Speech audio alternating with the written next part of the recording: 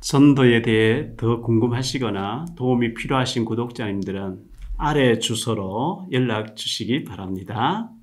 사랑하고 존경하는 미자리교회 목사님과 사모님, 그리고 전도하고 싶은데 어떻게 해야 될지 잘 모르시는 분들, 안녕하세요. 전도 때문에 생겨난 박용배 TV의 박용배 목사입니다. 오늘은 제가 쓴 교재 전도는 쉽고 되어지는 것이다 하는 책의 네 번째 케이스를 좀 말씀드리려고 합니다.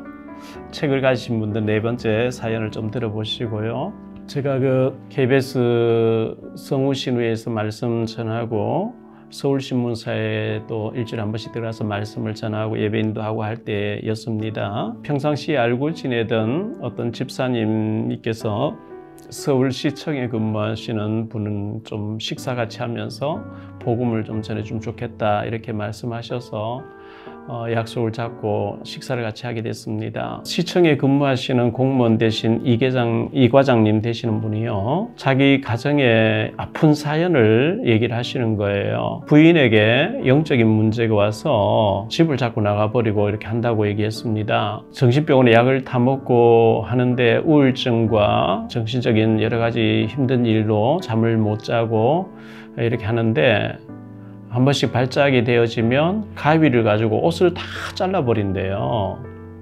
옷을 다 잘라버리면 어떻게 돼요? 그리고 쇠붙이를 가지고 차를 막 다 끌고 버린대요. 어떤 날 유리창도 깨버리고요. 그래서 정신병 약을 다 먹이면서 여보 제발 그렇게 하지 마 하면서 이렇게 많이 달래고 이렇게 한다는데, 한 번씩 집을 나가버린대요. 집을 나가서 며칠 동안 들어올 때 많고, 일주일 만에 들어올 때도 있고 한 달 만에 들어올 때도 있고 어떤 때는 한 1년 가까이 안 들어오다가 나타났다는 거죠. 들었는데 집을 나가서 누구하고 어떻게 지냈는지, 다리 같은데 허벅지에 문신도 새겨져 있고 이렇게 남자들하고 같이 지내고 뭐 이렇게 하다가 들어오니까 얼마나 힘들겠어요. 이분에게 고등학교 다니는 그 아들이 하나 있었는데, 그 아들이 아버지에게 아빠 저런 여자 내쫓으세요. 왜 저런 여자가 데리고 삽니까? 이렇게 자기 엄마에 대해서 그렇게 얘기할 때 이 과장님은 아들의 뺨을 때리면서 너 엄마야 이러면서 혼을 내고 이렇게 했다고 얘기를 합니다. 이사를 가버리고 싶은데도 부인이 이사를 가버리면 집을 못 찾아올 것 같아서 이사를 가지 않고 있다고 하면서 자기 가정의 아픈 사연을 얘기하면서 많이 우시는 겁니다. 얼마나 힘들겠어요. 저도 들으면서 눈물이 났는데요. 많이 힘들겠죠. 자기 가정에 왜 이렇게 힘든 일이 계속 닥치는지, 남들에게 잘 말 못할 가정의 아픈 사연을 이제 목사니까 얘기를 하는 거죠. 그래서 제가 그분에게 영적인 문제라고, 정신적인 문제고 영적인 문제라고 제가 말씀을 드렸어요. 사람은 육신은 어릴 땐 젖을 먹고 자라서 밥을 먹지만 우리 영혼은 하나님을 알아야 되는데, 하나님 모르면 눈에 보이지 않는 악한 영이 있다고, 천사가 다른 사탄이 됐는데 이 사단 마귀, 그 쫄병도 되는 귀신들이 사람을 괴롭히는데, 특히 조상신을 많이 섬기다든지 우상 숭배 많이 한 가정의 자녀들에게 그런 영적인 문제가 많이 오거든요.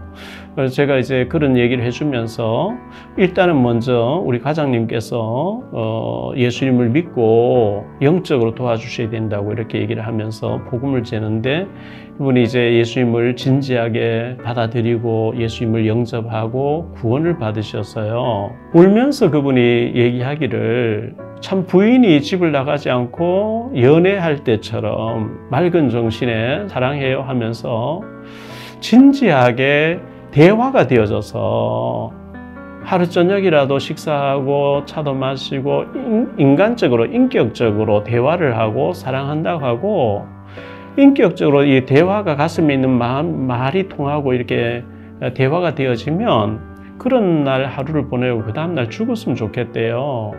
얼마나 힘들면 그런 얘기를 하겠어요. 제가 그분을 보면서 정말 너무 안타까웠고 힘든 과정이 너무나 이렇게 절절히 보였습니다. 우리가 왜 전도해야 됩니까? 왜 복음을 전해야 됩니까? 현장에는 이런 사람들이, 사람에게 말 못하고 가슴앓이하고 괴로워하고 고통당하는 사람들이 영적인 문제로 현장에 많이 있습니다. 그래서 복음을 전해야 되는 거죠. 그 이후에 몇 번 더 만나서 복음을 전하고 가까운 교회로 나가시라고 이렇게 연결해 드리고 뭐 잘 만나지지 않고 이렇게 되어졌는데, 아마 그분은 분명히 갈급하게 예수님 얘기를 듣고 복음을 받아들이셨어요. 그런 문제가 없으면 시청에 근무하시 잘 나가는 분이니까 복음을 받을 필요도 못 느꼈을지도 모르지만, 가족의 문제, 정신적인 문제, 영적인 문제를 만나가지고 너무 고통스러워하고 괴로워하면서 아파하고 가슴 저미는